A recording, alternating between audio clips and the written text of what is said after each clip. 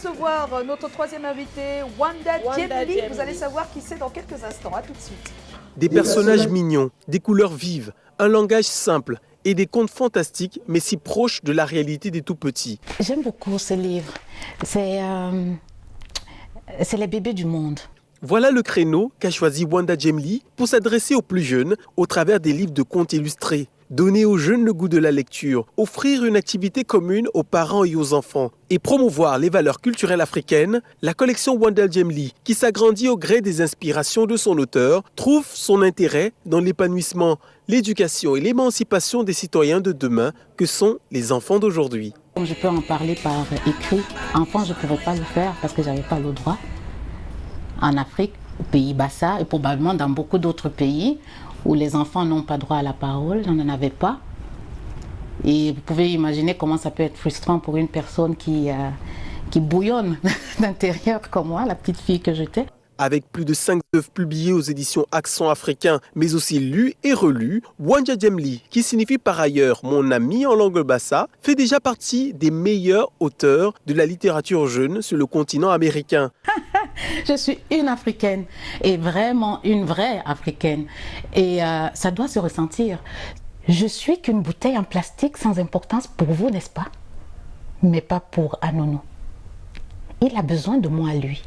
Un continent qu'elle a conquis en premier en publiant ses œuvres en français et en anglais, mais surtout grâce au spectacle de contes qu'elle organise très souvent dans la ville de Vancouver.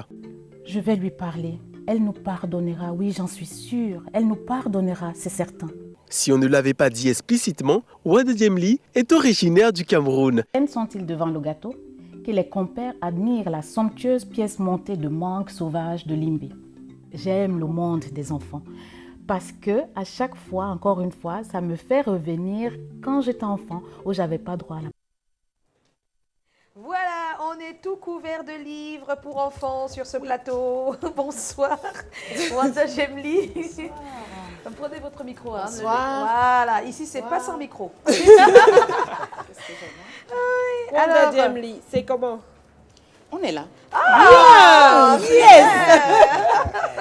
Alors, Wanda, avant que tu ne partes, tu avais écouté des musiques de Sanfant Thomas? Oh, mais je suis honorée, impressionnée d'abord devant...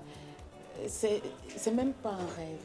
Je n'aurais pas rêvé une fois être en face des vedettes comme André Maritala. Je vais à Yaoundé, j'ai chanté ça dans mon enfance, mais tout le temps. Tout le temps. Et même que je pense que j'ai fait une fois une exposition en Suisse, c'est là, et j'ai commencé l'exposition avec cette chanson. Avec cette chanson. Vraiment. Et oui. Bravo. Voilà. Alors, notre chère Wanda Djemli, de belles œuvres qui portent vos textes. Comment faites-vous le choix d'écrire des histoires pour les tout-petits?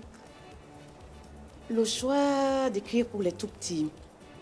J'aime le monde des enfants. J'ai l'impression que je fais du copie-coller là. Mais c'est vrai pourtant.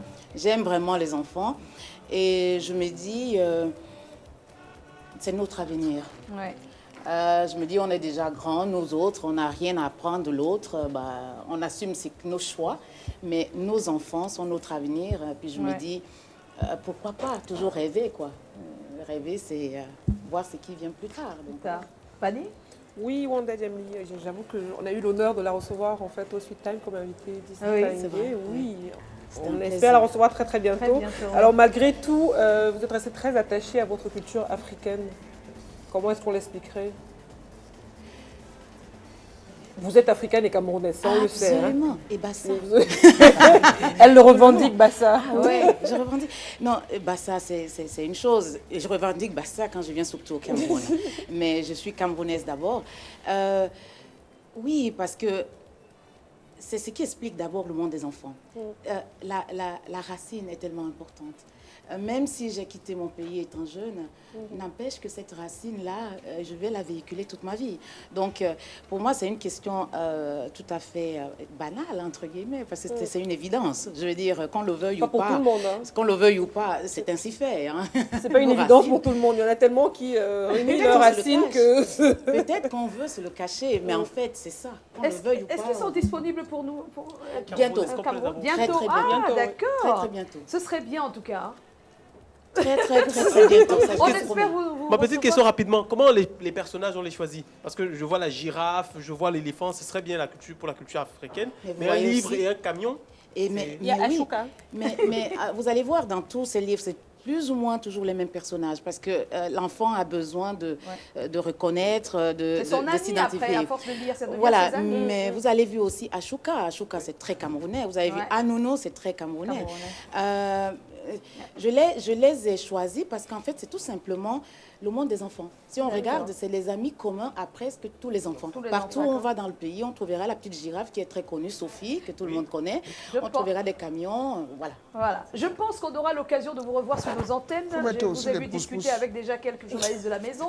On aura encore d'amples informations sur vos œuvres. Ici, on tire juste la petite sonnette d'alarme et on dit voilà ce que le Cameroun fait aussi de l'autre côté. Il y a de la musique, mais il y a également ça, sans Fantomas. Oui. Faudrait lire. Il faut dire que je suis un peu épaté de voir une jeune sœur qui est assez inspirée. Auteur, parce que c'est de la même façon. Ça dit que la concentration. Le travail. Et encore le travail. On vous remercie tous. On peut être à côté. Le temps nous est imparti, c'est fini. Là, on va se retrouver. Oui, c'est déjà fini. Oui, le 17 mai à l'Olympia, c'est bien ça? Le 17 mai à l'Olympia, il y a un charter peut-être sur... Oui, il y aura un charter. Il y aura un charter. Organisé par Dieu. On vous dit merci. Bonne chance pour l'Olympia. Merci. Et puis pas mal de choses pour vos livres. On va tout faire. En tout cas, c'est très encourageant. C'est très encourageant de voir ça. Je peux garder ce Merci.